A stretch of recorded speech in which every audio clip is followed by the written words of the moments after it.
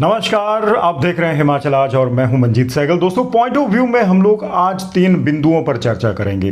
पहला, मुख्यमंत्री सुखविंदर सिंह सुक्खू और निर्मला सीतारमण की मुलाकात हुई और उसमें क्या हुआ। निर्मला सीतारमण ने क्या आश्वासन हिमाचल सरकार को दिया रेवेन्यू डेफिसिट ग्रांट को लेकर, और क्या कहती है सिचुएशन, मिलेगी रेवेन्यू डेफिसिट ग्रांट या फिर नहीं।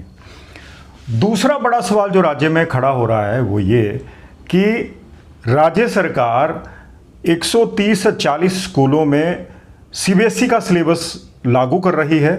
इसको लेकर अध्यापक अब लोग हाई कोर्ट चले गए हैं। और तीसरा बड़ा जो मुद्दा है, राज्य सरकार की जो रीएम्प्लॉयमेंट की पॉलिसी है उस पर सवाल खड़े हो रहे हैं। एक मंत्री की बेटी को पहले तो एक्सटेंशन दी गई और बाद में प्रमोशन दे दी गई। कुछ दिन पहले तहसीलदारों को लेकर भी ऐसा हुआ तो ये वाला मुद्दा भी हम डिस्कस करें। तो शुरुआत करते हैं हम लोग राज्य की माली हालत को लेकर। आपको जैसा मालूम है कि 16वें वित्त आयोग में अब राज्य को रेवेन्यू डेफिसिट ग्रांट नहीं मिलेगी। अमाउंट 10,000 करोड़ रुपए का है, बहुत बड़ा अमाउंट है। इतना बड़ा अमाउंट कम हो जाने का मतलब है कि राज्य सरकार की माली हालत डावाडोल होने वाली है, डावाडोल हो चुकी है। जैसा कि सूत्र बता रहे हैं कि बहुत सारे कर्मचारियों ने जीपीएफ सीपीएफ विड्रॉल के लिए एप्लीकेशंस दे रही हैं, उनका अंबार लग गया है। ज़्यादातर लोग अपना जो हार्ड अर्न मनी है, जो जीपीएफ में डिपॉजिट किया गया है या सीपीएफ में, उसे निकालना चाहते हैं। उनको ये डर सता रहा है कि भविष्य में अगर हालात बहुत ज़्यादा ख़राब हो गए तो कहीं ऐसा ना हो कि उनके विड्रॉल पर ही पाबंदी लग जाए। और दोस्तों, मुख्यमंत्री ने निर्मला सीतारमण से मुलाकात की, उनको राज्य की माली हालत के बारे में जानकारी दी और बताया कि किस तरह से रेवेन्यू डेफिसिट ग्रांट बंद होने के बाद राज्य की फाइनेंशियल स्थिति खराब हो रही है और भविष्य में भी खराब होती रहेगी अगर रेवेन्यू डेफिसिट ग्रांट को बहाल नहीं किया गया। उन्होंने ये भी बताया कि बाकी के जिन दूसरे 16 राज्यों में रेवेन्यू डेफिसिट ग्रांट बंद हुई है उनकी तुलना हिमाचल से नहीं की जा सकती, क्योंकि हिमाचल प्रदेश में जनजातीय इलाके हैं।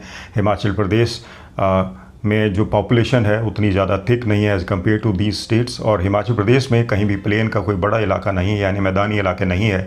इसलिए हिमाचल प्रदेश में विकास करने का मतलब है दुगना खर्चा, चाहे वो सड़कें निकालना हो या भवन निर्माण करना हो या फिर सुविधाएं पहुंचाना हो। तो कहीं ना कहीं हिमाचल प्रदेश की रेवेन्यू डेफिसिट ग्रांट की बहाली बहुत ज़्यादा ज़रूरी है। मुख्यमंत्री ने अपना पक्ष रख दिया है और हमने देखा कि उनके जो एडवाइज़र्स हैं, उनके जो अधिकारी हैं, उनकी टीम बैटरी जो अधिकारियों की है उनमें से अब कई लोग अखबारों में आर्टिकल भी लिख रहे हैं ताकि एक ऐसा प्रभाव पड़े कि हिमाचल प्रदेश के लिए रेवेन्यू डेफिसिट ग्रांट कितनी ज़्यादा ज़रूरी है। खैर, मुख्यमंत्री ने बाहर आकर ये बताया है कि निर्मला सीतारमण ने उनको आश्वासन दिया है कि वो सहानुभूतिपूर्वक तरीके से उनकी जो सबमिशन थी, उनका जो आग्रह था उस पर विचार करेंगे और कोशिश करेंगी। खैर, निर्मला सीतारमण ने ये तो ज़रूर कहा होगा, उनको एश्योरेंस तो ज़रूर दी होगी, लेकिन क्या रेवेन्यू डेफिसिट ग्रांट बहाल होगी या नहीं ये अभी भी भविष्य में है। क्या भारतीय जनता पार्टी बाकी के 16 राज्यों को नाराज़ करके हिमाचल अकेले को रेवेन्यू डेफिसिट ग्रांट बहाल कर देगी, या फिर बाकी के राज्यों को भी 1-2 वित्त वर्ष के लिए इस तरह की सहायता को जारी रखेगी। ये केंद्र सरकार की तरफ से इस तरह का कोई डायरेक्शन अभी तक नहीं आई है और ना ही कोई पॉजिटिव साइंस लग रहे हैं, लेकिन हिमाचल सरकार अपनी तरफ से इसे प्रयास कर रही है। मुख्यमंत्री ने ये भी कहा है कि अभी प्रधानमंत्री बाहर हैं, जब आएंगे तो उनसे प्रधानमंत्री से भी मिलकर जो है व्यक्तिगत तौर पर हिमाचल की जो रेवेन्यू डेफिसिट ग्रांट है उसको बंद होने का मामला उठाएंगे। ये हो गया रेवेन्यू डेफिसिट ग्रांट का मामला जो अभी भी चल रहा है और राज्य सरकार की मुश्किलें इससे बढ़ी हुई है। दोस्तों, राज्य से जुड़ा बड़ा मुद्दा ये है कि राज्य सरकार ने 130-40 स्कूलों को अब अपने स्कूल शिक्षा बोर्ड से हटाकर उसमें सीबीएसई का जो सिलेबस है वो लागू करने का फैसला किया है।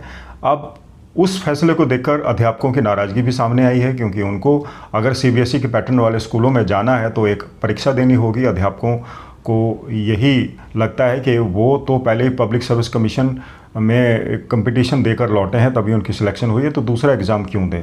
और भी कई एप्रीहेंशंस हैं टीचर्स की। तो अब हिमाचल के जो टीचर हैं, एक सभी यूनियंस ने मिलके हाई कोर्ट का दरवाज़ा खटखटा दिया है इस परीक्षा के खिलाफ। तो हाई कोर्ट इस पर क्या संज्ञान लेता है ये भी देखने वाली बात होगी। दूसरी बड़ी बात ये थी कि इसी में जिन स्कूलों को चुना गया है कि जहाँ सीबीएसई का सिलेबस लगाया जाएगा, वहाँ पर अभी जो अध्यापक हैं उनकी विलिंग ही बहुत कम आई है। तकरीबन 4200 अध्यापकों की और ज़रूरत है, अभी 1500 ने अप्लाई किया है। तो ये भी मामला खटाई में पड़ता दिख रहा है। लेकिन राज्य सरकार अडिग है और ये भी कहा है कि जिन स्कूलों में ज़्यादा एडमिशन आएंगी वहाँ 2 शिफ्टों में क्लासेस लगेंगी, यानी कि इवनिंग और मॉर्निंग में। यानी कि राज्य सरकार तो अटल है अपने फैसले के ऊपर और कहा है कि बाकी स्कूलों में भी ये सीबीएसई का सिलेबस लागू किया जाएगा। सवाल यही है कि सीबीएसई का सिलेबस लागू करने की जो कक्षाएं चुनी गई हैं वो सीनियर्स हैं, जबकि अगर बच्चों को आप इंग्लिश मीडियम में ही पढ़ाना चाहते हैं तो उसका बेस, उसकी नींव बहुत छोटी क्लासों में रखनी चाहिए। ये भी एक विवाद का विषय है। खैर,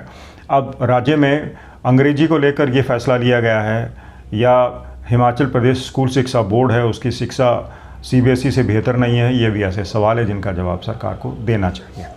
अब अंत में एक तरफ राज्य सरकार की दूसरी बड़ी चुनौती ये है कि अब राज्यसभा की एकमात्र सीट के लिए चुनाव होना है और 5 को नामांकन दाखिल होना है।